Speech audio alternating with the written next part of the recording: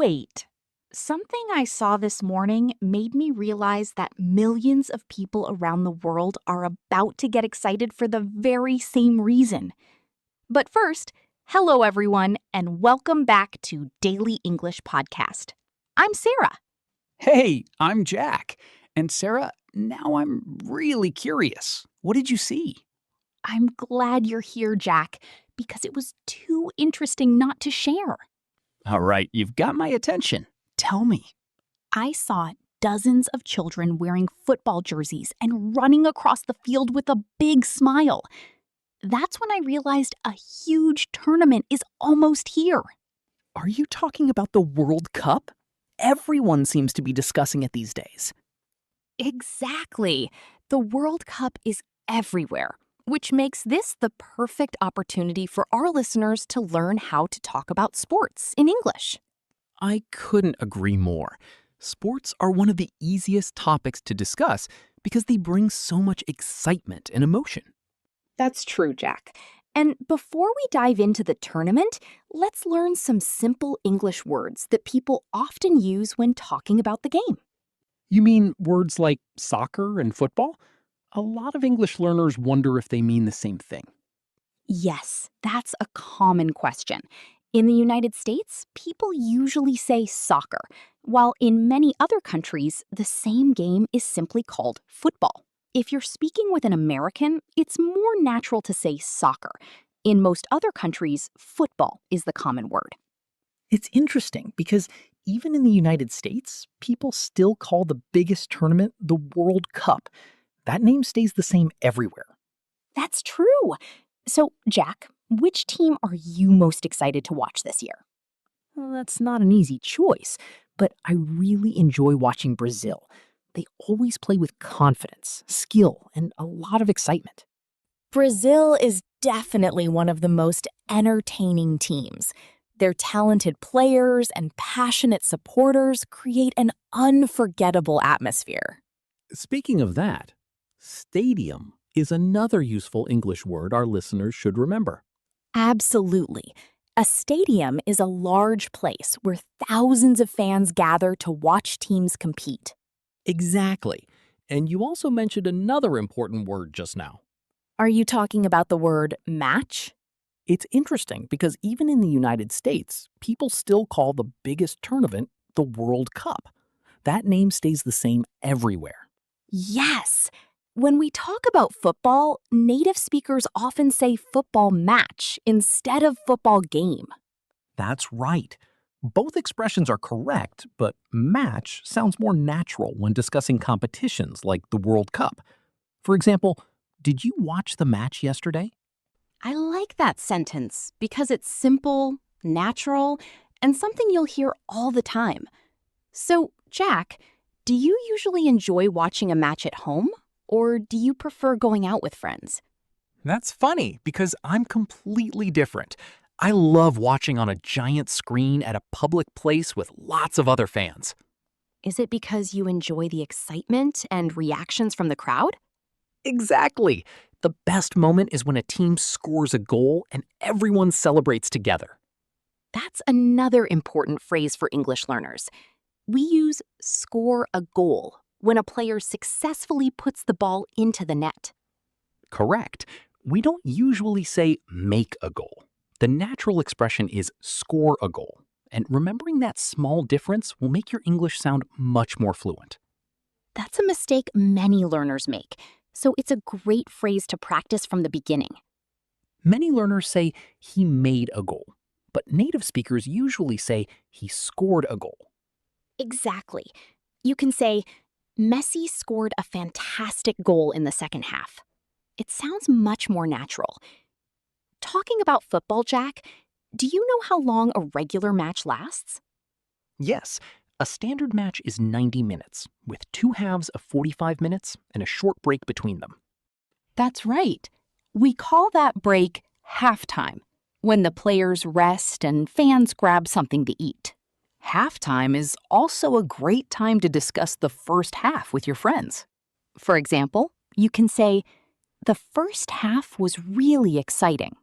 Or you might say, the first half was a little slow. It depends on the match. Exactly. But what happens if the score is still 1-1 after 90 minutes? During the group stage, the match can finish as a draw or a tie, so neither team wins. Right. A simple sentence is, the match ended in a draw. But in the knockout stage, they need a winner, so the teams play extra time. Extra time always makes the match even more exciting. It's another 30 minutes, right? Yes. By then, the players are tired, and every moment feels more intense.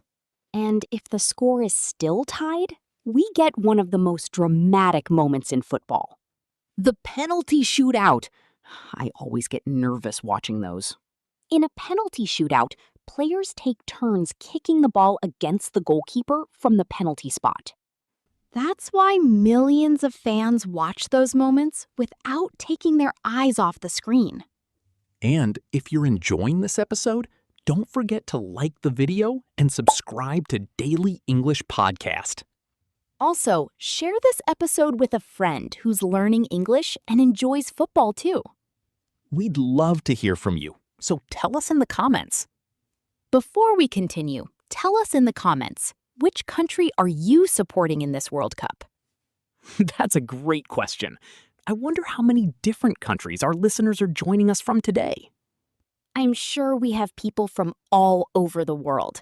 Reading your comments is always one of my favorite things. Same here. It's always exciting to see where everyone is listening from. Now, let's get back to football. Jack, what do we call the shirt that players wear? That's called a jersey. Every team has its own colors and unique design. Exactly. Many fans wear their favorite team's jersey while watching the match. I have a yellow Brazil jersey. Nice. I have a classic blue one. Wearing it makes me feel closer to the team. I know that feeling. It really adds to the excitement. Now, what about the person who controls the match and blows the whistle? That's the referee, or simply the ref. They have a very challenging job. Absolutely. Fans often disagree when the referee makes a decision against their team. You'll even hear people say, "Come on, ref! That was a foul!" A foul happens when a player breaks the rules, and the referee stops the game with the whistle. That's right. And the referee can also show a yellow card or a red card. A yellow card is a warning, but a red card means the player must leave the field immediately. That's a huge setback because the team has to continue with only 10 players. Exactly. Playing with one less player can completely change the match. If you'd like to practice today's football vocabulary, keep using what you've learned in real conversations. The more you practice these words, the more natural they'll become. Daily practice is one of the best ways to build confidence and improve your English. I completely agree. A few minutes every day can make a big difference. Now, let's talk about the people in the stadium. What do we call someone who supports a team? We usually say fan or supporter. Both words are very common. And when fans are excited, they cheer by shouting and clapping for their team. I especially enjoy hearing the chants in European and South American stadiums. Me too. When thousands of fans sing together, the atmosphere is unforgettable. It gives me goosebumps every time. Sports and music have a special way of bringing people together. They really do. So, Jack, do you think the USA has a good chance of winning the World Cup this year? It won't be easy. There are several experienced teams that will be very difficult to beat. Teams like France, Argentina, and Germany are always strong because they have so much experience. Exactly. They've won the trophy before, so they know how to perform under pressure. Speaking of the trophy, it's made of real gold, isn't it? It looks amazing. It really does. Lifting that trophy is every football player's biggest dream. Imagine winning the final after years of hard work. That must be an unforgettable feeling. Absolutely. It's often the greatest moment of a player's career. And the celebrations last for days. The whole country joins the excitement.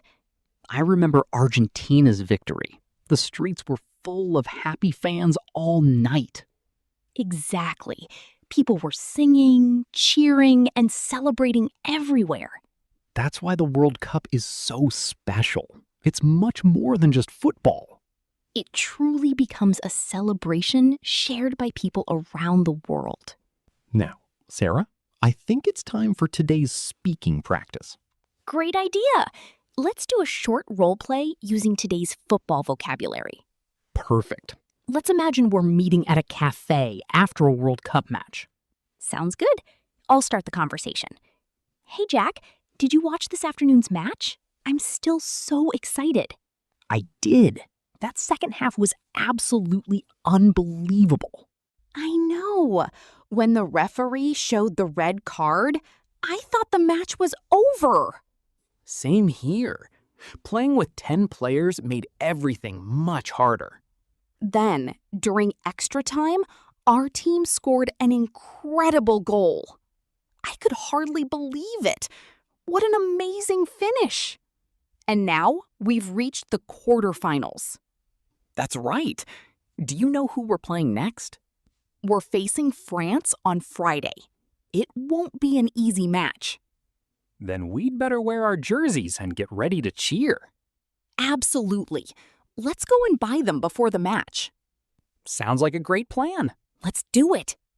And that's the end of our practice conversation. It's a simple way to use today's sports vocabulary in real life.